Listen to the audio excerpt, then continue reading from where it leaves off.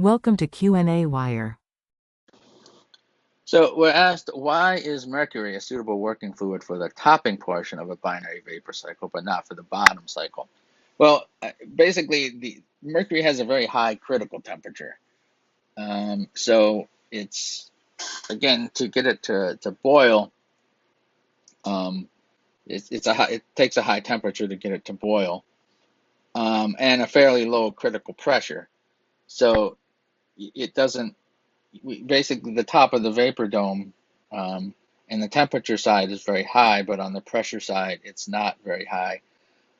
So it makes it a good thing for this high temperature side of vaporizing it and then condensing it.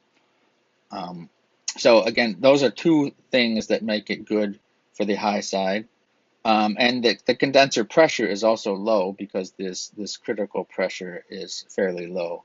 So I mean, it's still kind of high, but it's not going to be extremely, out of, you know, basically making it a huge problem of having high pressures and things. So that's good because high pressures are, obviously, can lead to failures, and everything needs to be designed to deal with the very high pressures. However, mercury is basically a nasty stuff. So and especially mercury vapor. Mercury liquid isn't too bad, but mercury vapor is bad because it gets in. You can breathe it in, and then your body doesn't get rid of mercury, so it builds up and it's toxic. So you can get mercury poisoning, just like you can get lead poisoning. So but the thing with mercury poisoning is that you get it from the vapor. I mean, obviously, if you drank mercury, then you'd be in some trouble too. But the problem is you can't really tell mercury vapor because there's obviously whenever you have a liquid, there's obviously some vapor coming off of it.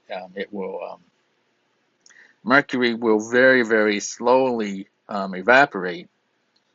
It's very, very slow compared to water, but it does. So you get some mercury atoms, some gaseous mercury atoms, and obviously you can't see them, and then you breathe them in, and then your body basically just keeps it.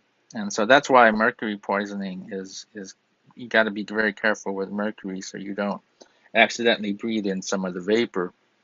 So whenever you have liquid mercury around, that's why basically people don't. I remember. So I'm 50 years old. So my dad is like 76, and he was talking about basically when he was in high school, they used to basically play with mercury. Um, like just kind of have in like chemistry class or something. The chemistry teacher would just get a little blob of mercury out, and then students would touch it and roll it around, and it's kind of neat to play with, right? Because it's like a metal, but it's like it's a liquid. But by the time I was in chemistry class, if we broke a mercury thermometer, it was huge um, a huge catastrophe where basically everybody got out of the classroom, and the teacher basically sucked it up with a sponge and then disposed of it. And so by that time, over those years from about 19 I don't know 1950s to 1980s, um, we realized that mercury was not a good thing to be playing with. And so you don't actually see a lot of mercury thermometers anymore because, again, this you don't want to deal with it if they break. All right, so that's enough about mercury. Funny, very interesting stuff, but not a good thing for your body.